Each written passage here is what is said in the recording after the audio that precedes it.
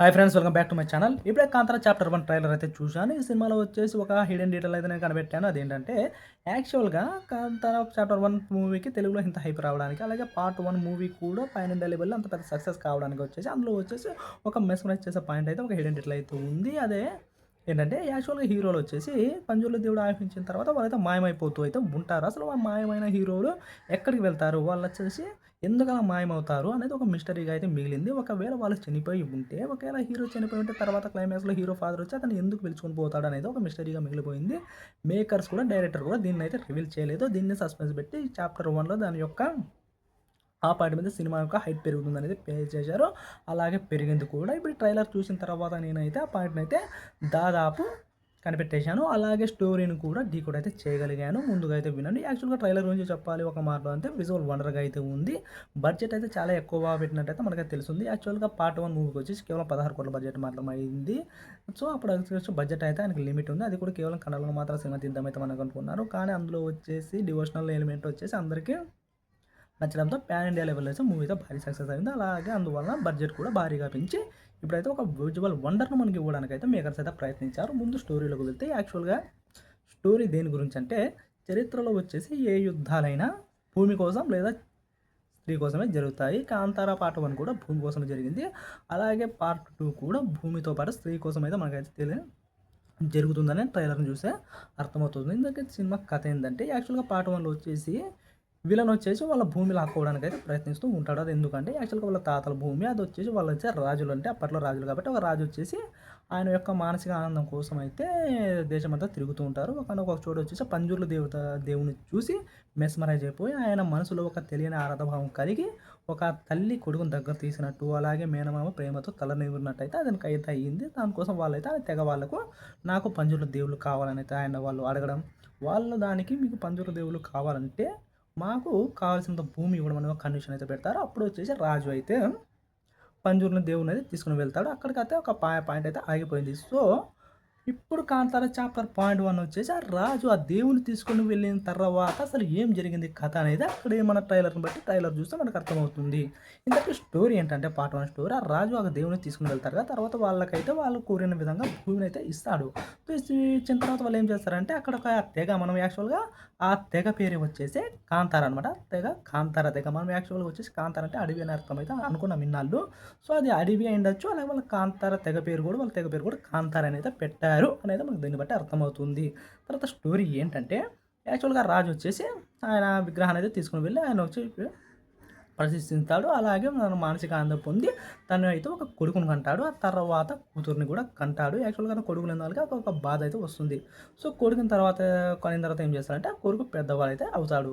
So, యాక్చువల్‌గా వచ్చేసి ఆ రాజుకొచ్చేసి దేవునిపై అయితే నమ్మకం ఉంటుంది. ఆ తెగ వైపై అయితే వాళ్ళపై అయితే గౌరవం ఉంటుంది. ఆ తెగ వాళ్ళని రోడ్డుకి రానిస్తారు కాబట్టి వాళ్ళు కూడా ఆ తెగ వచ్చేసి ఆయన రాజ్యంలోనే నివసిస్తూ వాళ్ళు కూడా ఒక బలమైన తెగ ఉండి ఆయన దేవుడినొచ్చేసి వాళ్ళైతే పూజించడం అయితే జరుగుతుంది. సో, ఆ విధంగా వాళ్ళకైతే ఆ గౌరవం అయితే లభిస్తుంది. ఎందుకంటే పంజూర్ల దేవుడు వచ్చేసి ఆ రాజ్యానికి ఒక మెయిన్ దేవుడిలాగా అయితే ఉంటాడు. సో, ఆయన యొక్క ఉత్సవం జరిగినప్పుడు ఖచ్చితంగా ఈ తెగ వాళ్ళు వచ్చేసి అక్కడ పూజ చేయాలి కాబట్టి వాళ్ళకొచ్చేసి ఎనలేని గౌరవం అయితే పెరుగుతుంది. అలాగే ఇంపార్టెన్స్ అయితే ఆ తెగ వాళ్ళకైతే వస్తుంది. దీన్ని రాజు యొక్క కొడుకు ఓర్వలేకపోతాడనమాట. ఎందుకు అనవసరంగా మన భూమి మీద భూములనైతే ఎందుకు ఇచ్చాము? అసలు దేవుడు నిజంగానే ఉన్నాడా?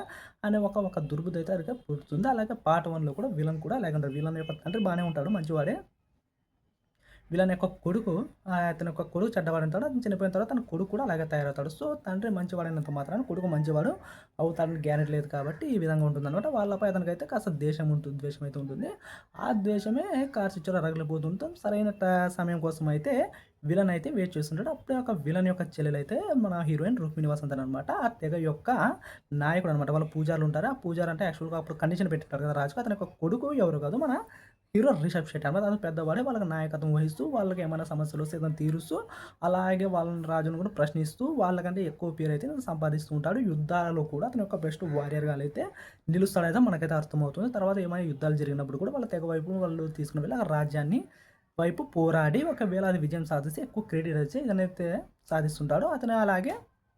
అతనొచ్చేసి అక్కడ మంచి పేరైతే సంపాదిస్తాడు. ఆ పేరుని చూసి మన హీరోయిన్ వచ్చేసి రాజుగారి కూతురు అలాగే విలన్ యొక్క చెల్లెలు ప్రేమలో పడుతుందనమాట. ప్రేమలో పడి అతనితో వచ్చేసి తిరుగుతూ అది ఇది చేస్తూ ఉంటుంది. అది చూసిన చాలామంది రాజు కొడుకనే విలన్‌కు చెప్పడం అయితే జరుగుతుంది. అది చాలా కోపమై అతన్ని బంధించి కొట్టడం అయితే జరుగుతుంది. సో, ఈ విధంగా హీరోకు, విలన్‌కైతే వార్ అయితే డిక్లేర్ అవుతుందనైతే మనకు తెలుస్తుంది. ఆ పాయింట్ మీద సినిమా అయితే వెళ్తుంది. మన నుంచి మన భూమి తీసుకున్న వాళ్ళు, మన బానిసలుగా ఉన్న వాళ్ళు ఇప్పుడు మనల్ని రాజ్యంలోకి ఎంటర్ అయ్యి ఇప్పుడు రాణిని చెరపడుతున్నాడు, రాణిని చేపడుతున్నాడనే కోపంతో అక్కడ యుద్ధం జరుగుతుంది. తర్వాత విలన్‌కు, హీరోకు యుద్ధం ఏం జరుగుతుంది అనేది పాయింట్ మీద స్టోరీ నడుస్తుంది. అలాగే మనకు మెస్మరైజ్ చేసిన పాయింట్ ఏంటంటే యాక్చువల్ హీరోలో ఎందుకు మాయమవుతుంటారంటే, నేనిప్పుడు దానికి చెప్పబోతున్నాను. ఒకసారి మనం గమనించండి.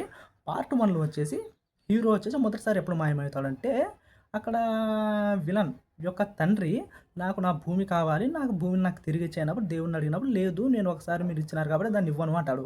సో, అప్పుడేమంటాడు అతను, నేను కోర్ట్‌కి వెళ్లి చూసుకుంటాను. అక్కడ తేల్చుకుంటానంటే, అప్పుడు పంచర దేవుడు కూడా నేను కూడా కోర్ట్‌లో మెట్ల మీదే తేలుస్తానని అక్కడే అతనికైతే శాపం ఇస్తాడు. అతను అక్కడే రక్తం కట్టుకొని అయితే చనిపోతాడు. చనిపోయిన తర్వాత అతను ఒక ఉత్సవం జరిగిపోతే మాయమవుతాడు. దీన్ని బట్టి అర్థం ఏముందంటే పంజుర్ల దేవుడు అక్కడొచ్చి అతని యొక్క ప్రాణం తీసేసుకున్నాడు కాబట్టి, వాళ్ళకు మేలు చేశారు కాబట్టి, దానికి పరిహారంగా వాళ్ళొచ్చేసి ఆ ప్రాణానికి బదులుగా వీళ్ళే స్వయంగా తన యొక్క ప్రాణాన్ని దేవునికొచ్చేసి అంకితం చేస్తూ ఉంటారు. అందువల్ల అతనొచ్చి ఆ ఉత్సవం జరిగిన తర్వాత అడవిలో వెళ్ళి ఒక రౌండ్ సర్కిల్ గీసుకొని అందులో వచ్చిన తర్వాత అతనైతే మాయమైపోతాడు. సో, అది సేమ్ టు సేమ్ క్లైమాక్స్‌లో పార్ట్ 1 క్లైమాక్స్‌లో కూడా హీరో రిషబ్ శెట్టి వాళ్ళ యొక్క బృందాన్ని విలన్లు అటాక్ చేసి కొడుతూ దాదాపు ఇంక రిషబ్ శెట్టిని చంపేస్తాడన్నప్పుడు పంజురు దేవుడొచ్చి మళ్ళీ అతన్ని ఆవాహించి మళ్ళీ అక్కడ విలన్‌ని కొట్టి అక్కడ విలన్‌ని చంపి మళ్ళీ అక్కడ కాపాడతాడనమాట. సో, అక్కడ కాపాడిన తర్వాత మళ్ళీ ఒకళ్ళకి హెల్ప్ చేస్తారు కాబట్టి, మళ్ళీ అందుకు పరిహారంగా ఆయన యొక్క ప్రాణాన్ని దేవునికి అంకితం చేస్తూ అతను ఉత్సవం జరుగుతున్న తర్వాత వెళ్ళి మళ్ళీ సర్కిల్ గుర్తు చేసుకుంటాడు. అక్కడ నా తండ్రి కూడా వస్తాడు. మనం దేవుళ్ళకి అంకితం అయిపోయాను. ఖచ్చితంగా ఆనందంతో వెళ్ళిపోదామని కొడుకును కూడా తీసుకొని వెళ్ళిపోతాడు. సో, ఈ విధంగా వాళ్ళు మాయమైపోవడానికి గల కారణం ఏంటంటే, వాళ్ళు స్వయాన పంజుర దేవునికి వాళ్ళ యొక్క ప్రాణాన్ని వాళ్ళు బహుమతిగా అంకితం చేసుకుంటున్నారు. సో, ఇదే నియమం ఇప్పుడు చాప్టర్ 1లో వచ్చేసి క్లైమాక్స్‌లో వచ్చేసి దేవుడైతే చెప్తాడు. ఈ రాజు నుంచి మిమ్మల్ని అయితే నేను కాపాడతాను. మీకు ఏ లోటు రాకుండా నేను చూసుకుంటాను. కానీ నా యొక్క పరిహారంగా మీలో ఒకరొచ్చేసి నీ భక్తిని నాకు అంకితం ఇవ్వాలి అని ఒక కండిషన్ అయితే పెడతాడు.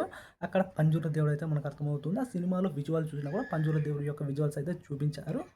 సో, ఈ విధంగా అయితే నాకు హిడెన్ డీటెయిల్ అయితే కనిపెట్టాను. ఖచ్చితంగా ఇవి వచ్చేసి దానికి కారణం వచ్చేసి ఆ దేవుళ్ళు మాయమైపోవడానికి, హీరో మాయమైపోవడానికి కారణం రీజన్ వచ్చేసి ఆ పంజుర్ల దేవుళ్ళకి వీళ్ళు ఇచ్చే పరిహారం అని నేనైతే ఖచ్చితంగా చెప్పగలుగుతున్నాను.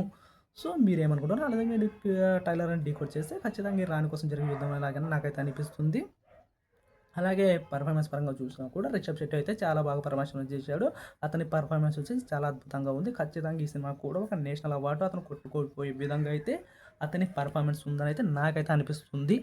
సో, ఫ్రెండ్స్ ఈ విధంగా నేనైతే ట్రైలర్ రివ్యూ చేశాను. ఒక హిడెన్ డెల్టా అయితే నేను చూసి మీకైతే చెప్పగలిగాను. ఒకవేళ మీరేమనుకుంటున్నారో కామెంట్ సెక్షన్‌లో ఖచ్చితంగా తెలియజేయండి. నా ఎక్స్‌ప్లనేషన్ మీకు నచ్చితే ఖచ్చితంగా ఈ వీడియోకి వచ్చేసి ఒక లైక్ చేయండి. అలాగే నా ఛానల్‌ను సబ్స్క్రైబ్ ఇంతవరకు చేసుకోకపోతే ఖచ్చితంగా సబ్స్క్రైబ్ చేసుకోండి. నేను మీకు మంచి వీడియోస్ ఇవ్వడానికైతే నా శాయశక్తులా ప్రయత్నిస్తాను. Please subscribe.